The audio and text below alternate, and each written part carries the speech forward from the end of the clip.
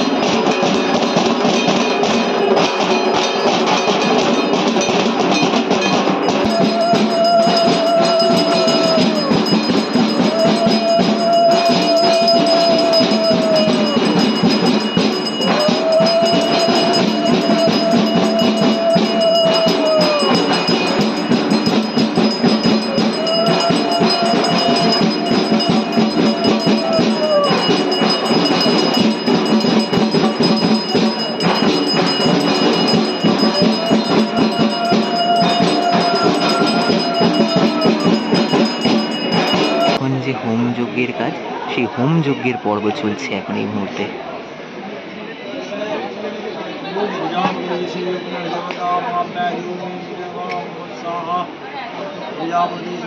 এখানকার মহিলাবৃন্দরাও কিন্তু খুঁটিকে নিয়ে আসার জন্য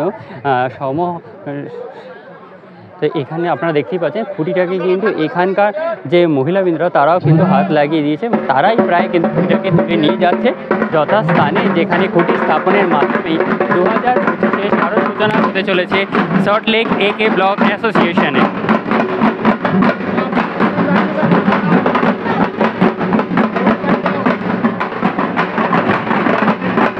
তো আপনারা দেখতেই পাচ্ছেন খুঁটি কিন্তু স্থাপন করা হচ্ছে এবং খুঁটি স্থাপনের মধ্য দিয়েই কিন্তু হয়ে গেল সল্টলেক AK ব্লক অ্যাসোসিয়েশনের যে শারদ সূচনা 2025-এ।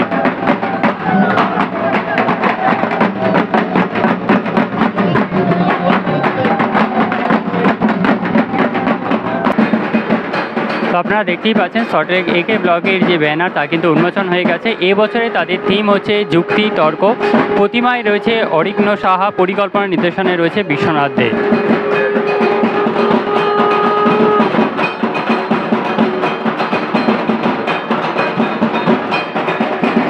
এই মুহূর্তে আমাদের সাথে বিশ্বনাথ দাকে পেয়ে গেছি।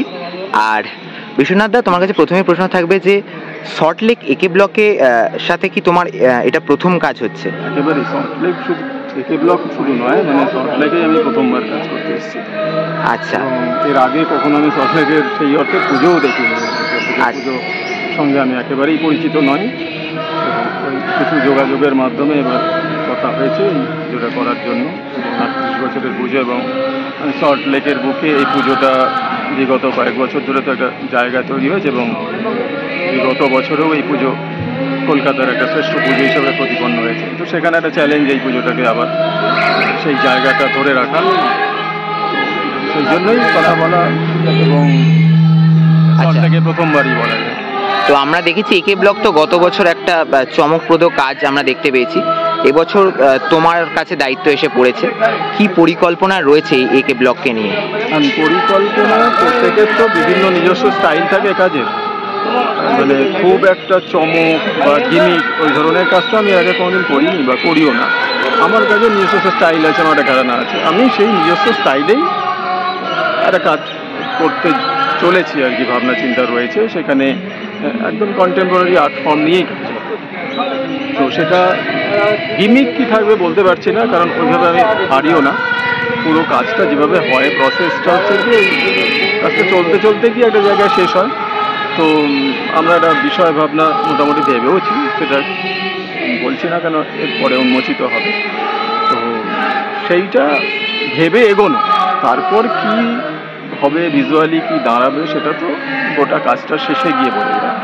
কারণ এটা একটা ভিজুয়াল আর্ট ফর্ম, যতই আর্ট বলে আমরা চেল্লাই, কিন্তু দুর্গাপুজোতে একটা ভিজুয়ালেরও একটা জায়গা রয়েছে। সেই ভিজুয়ালটাকে নিয়েই মূলত কলকাতার দুর্গাপুজো দাঁড়িয়ে আছে এবং সেখানে একটা ডিজাইনেরও একটা বড় পার্ট রয়েছে, প্লাস হচ্ছে আইডল রয়েছে, সবটা নিয়েই তো একটা পুজো। তো যার ফলে আমরা কয়েকজন আছি যারা কাজ করি, ওই নির্দিষ্ট সুনির্দিষ্ট একটা বিষয় ধরে কাজ তো সম্ভব হয় না। করতে করতে করতে করতে গিয়ে একটা জায়গায় শেষ হয়, বা শেষও হয় বলে আমার মনে হয় না, কারণ তারপরে অনেকটা কিছু থাকে।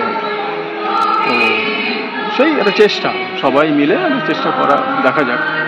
আচ্ছা, অন্তত মানে AK ব্লকের যে জায়গা, গৌরব, সেটা যাতে ধরে রাখতে পারি সেইটুকু আমার দায়িত্ব।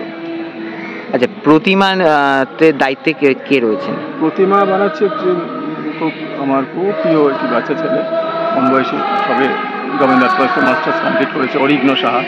আচ্ছা, ও 2-3 বছর ধরে ভালো কাজ করছে এবং আমার খুবই স্নেহধন্য, আমি ওকে খুবই পছন্দ করি। ওই কাজটা করবে এবং সেখানে কন্টেম্পোরারি যে ফর্ম, তার সঙ্গে আমাদের যে অ্যানসেন্ট হিস্ট্রি এবং ওই 50 to 70s যে বাংলার যে দুর্গার যে ফর্ম, সবটা নিয়েই এটা। এবং সেখানে কন্টেম্পোরারি ফর্মও যেমন থাকে, প্লাস হচ্ছে গিয়ে আমাদের যে ট্র্যাডিশনাল যে দুর্গার যে ফর্ম সেটা।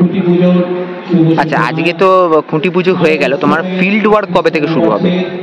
এই সপ্তাহে, মানে 7-10 দিনের মধ্যে শুরু হয়ে যাবে। সময় তো বেশি নেই। হ্যাঁ, বড় করতে জায়গাটা অনেক বড় করেই করতে হবে। আর একদম শেষে আগত দর্শনার্থীদের উদ্দেশ্যে কি বার্তা দিতে চাইবে? দর্শনার্থীদের উদ্দেশ্যে একটাই বার্তা যে আমরা দুর্গাপুজো করি এবং ক্লাব বা অর্গানাইজেশন সবার একটা ভালো লাগা নিয়েই পুজোটা শুরু হয়। আমরা যারা কাজটা করি আমাদের অনেকগুলো পাওনা থাকে, আর্থিক দিক থেকে আমরা পয়সা করি পাই, আমাদের একটা ভাবনা চিন্তা সেটা ইমপ্লিমেন্টেশন হয়, সেইটার একটা স্যাটিসফ্যাকশন আছে। কিন্তু যারা অর্গানাইজার, তাদের ভালো লাগা হচ্ছে গিয়ে তার পুজো অন্য আর 5টা পুজোর থেকে ভালো, এইটাই হচ্ছে তাদের ভালো লাগা। তো আমি একজন যদি শিল্পী বলি নিজেকে, সেটা অনেক বড় কথা, শিল্পীটা অনেক বড় কথা। আমার দায়িত্ব হচ্ছে গিয়ে তাদের এই উৎসাহ, আয়োজন, উদ্যোগটার যে ভালোবাসা সেইটাকে ফিরিয়ে দেওয়া এবং সাধারণ মানুষের ওই ভালো লাগাটা একটু ফিরিয়ে দেওয়া, সেটার চেষ্টাই আজীবন করে যাবো। জানি না সবটা পাই কিনা, সেইটুকুই দর্শককে বলার যে আমার 200% দিয়ে ওই ভালো লাগাটা ফিরিয়ে দেওয়ার একটা চেষ্টা করব। অসংখ্য ধন্যবাদ দাদা।